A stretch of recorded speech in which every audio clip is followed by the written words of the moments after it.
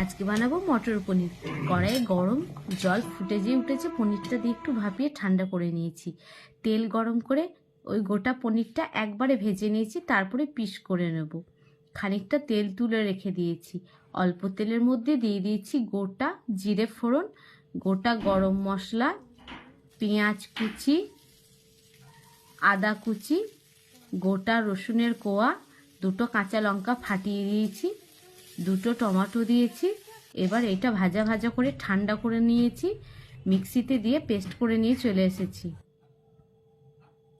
কড়াইয়ে তেল দিয়ে পেঁয়াজ ভাজা করে নিয়েছি। এখানে আমি একটা মশলা বানাচ্ছি। এখানে আছে নুন, হলুদ, জিরে গুঁড়ো, ধনে গুঁড়ো, কাশ্মীরি লঙ্কা গুঁড়ো, লাল লঙ্কা গুঁড়ো আর গরম মশলা। এই মশলাটা দিয়ে ভালো করে পেঁয়াজ ভাজার সাথে ভালো করে মশলাটা কষিয়ে নেব। মশলা থেকে যখন তেল ছেড়ে যাবে তখন মটরগুলো দিয়ে আবারও নাড়াচাড়া করে নেব। মটরগুলো যখন একটু ভাজা ভাজা হয়ে যাবে, যে মশলাটা আমি ঠান্ডা করে বেটে নিয়েছিলাম সেই মশলাটা দিয়ে ভালো করে কষিয়ে নেব। যখন একদম তেল ছেড়ে যাবে মশলা থেকে, তখন পনিরগুলো দিয়ে অল্প জল দিয়ে ফুটতে দেবো। যেই ফুট উঠে এসেছে, গ্রেভিটা হয়ে গেছে, তখন আমি এটা নামিয়ে নেব।